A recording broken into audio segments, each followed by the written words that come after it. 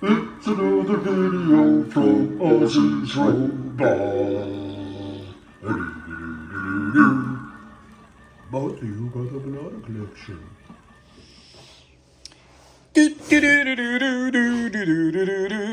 Hey everyone, come on in, come on in. It's your favorite toy guy here with a spectacularly rare toy to show you today. But before we get rolling, as always, I tell you, sit back in your most comfy chair, grab a delicious cup of coffee, especially if it's morning, or tea. As a matter of fact, look what I have. Black tea. Pure leaf. You know, I always look at the ingredients, and other than the sugar and the calories, this isn't too bad. It's black tea, sugar, citric acid, natural flavor, which could be kind of weird, and citrus pectin. I'll take that over the high fructose corn syrup and all that other crap any day of the week. Anyway, if you have one of your Chomps Slim Jim type stick, I do have Chomps here. As a matter of fact, look.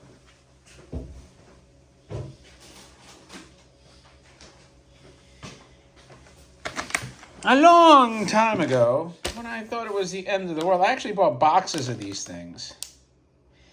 And they expired, man. I never ate them. So then I bought these packs, which are only 8 in here. And then my son was eating all of them. In fact, when I was in Europe, I think he ate like 20 of them. But he left one. He left one Chomps for me. I'm sorry, I'm spilling my tea as I'm drinking here. Ooh, thank God I didn't get it on my shirt. Hold on. Wow, that was a close call. I got a nice shirt on today. Look at this. Spiffy, man. Anyway, so, as you know, I made a video of this toy, and it did not have the original box. Now, I can tell you, this box is one of the rarest robot boxes in existence. I know of maybe three or four tops. Not sure about 4. So it's on the same level of rarity as Machine Man. And the robot itself is probably rarer.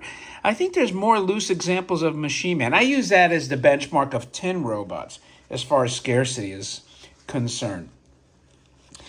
Anyway, I've always wanted this box, and lo and behold, one of these came up on the Mandarake auction website out of Japan. And, you know, it was interesting because I was in Europe, and I asked my buddy Josh to please bid on this thing for me because I was going to be out of town. And I think he said it never came up or something like that. And I was like so pissed. Not at him, but just pissed. I'm like, what do you mean?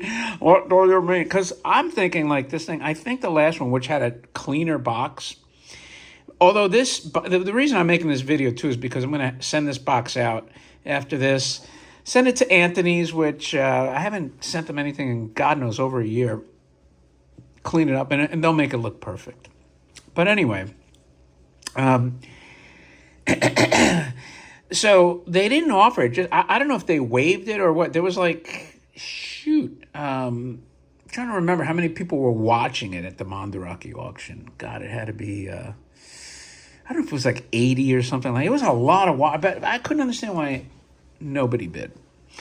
But anyway, long story short, we contacted them after the auction, and luckily I'm a very big purchaser from theirs, and they agreed to sell it to me, and I was ecstatic. So I could tell you, as a matter of fact, it probably turned out way cheaper for me because I think I was mentioning before, one of the really clean box ones, I think it sold in the neighborhood of 60 to 75,000 maybe. So, and that was years ago. So I said, it's possible that this thing, even though the box has these tape marks, because the main part of it is very clean, which we'll get to in a second, I said, it's possible this thing could hit 100,000 or something crazy like that. And thank God it didn't happen. I got the toy. Boom, it's over and done with. And I'm one of the few people on the planet that has this box. Now, anyway, what is it about this box? Well, whoops-a-daisy. Well, it's just beautiful. It's a beautiful depiction of the robot, the mechanical commander robot. The artwork is absolutely superb. The colors are superb. The orange and orange robots in general, I really dig. There's somebody else. If Mike LeBlanc sees this, he's another one that really likes orange Space Toys robots. There's just something about them, they're very striking. So the illustration in and of itself is very striking. Even the way they have robots with the little starbursts here. It's just all very cool. The planetary background, and it has like a kind of an Earth type planet there. It's just really, really cool. If you're going to make a poster, I'd say this is one of the ones that should be top on your list. And then the side has this very cool depiction of him. It's kind of at a scale, as you can see. He looks very chubby, doesn't he? Looks like he's pregnant on this. He's very svelte over here. I don't know how he got so chunky. It reminds me of the Futurama refrigerator robot. And then you have the name here. And by the way, this is a Yonezawa toy, item number 807, if you care. And you have that mechanic. That's obviously a little crooked.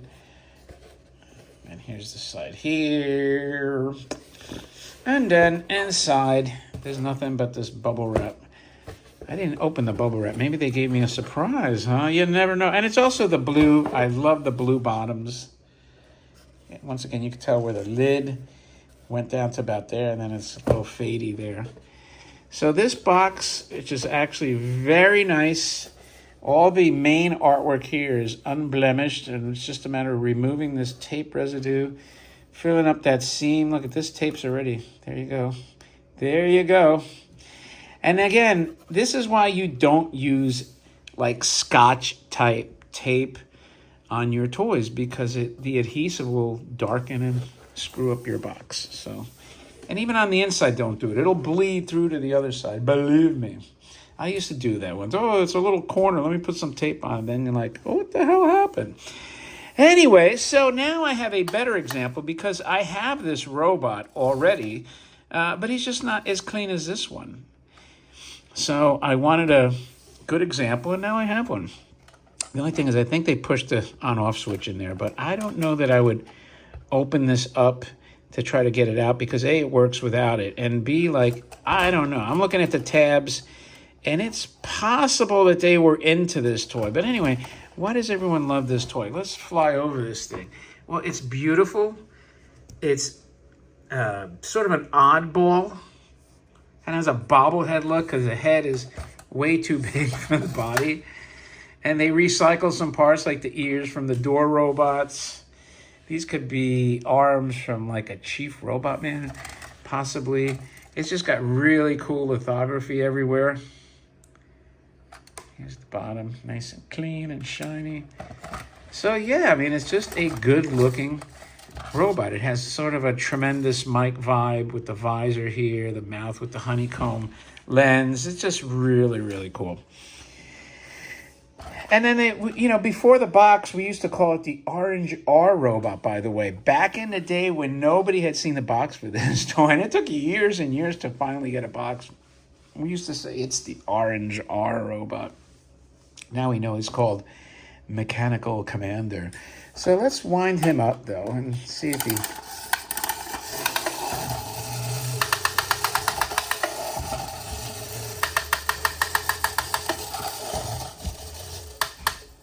Wow, not bad, huh?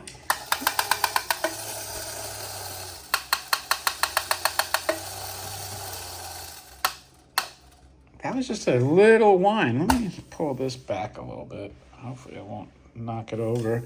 Do it one more time.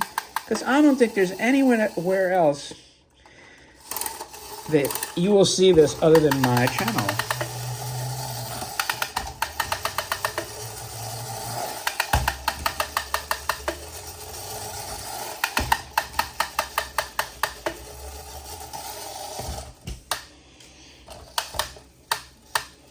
Come on, come on. Let it unwind. That's pretty awesome. It has the clicking sound, moving arms. Of course, it rolls. So anyway, that is your extremely rare, extremely valuable, and impossible to find box and toy, the Mechanical Commander Robot by Yonezawa. Let me know what you think of this toy, if you like it, if you're aware of these, if you kind of know where the market is with these. I'm just curious who's robot savvy that says, that's one of the icons, one of the holy grails. And with that, I think that wraps it up. Thanks, as always, for your time. It's greatly appreciated. And with that, don't forget to also thumb up the video if you like that. Thanks again, my friends, and I will talk to you later.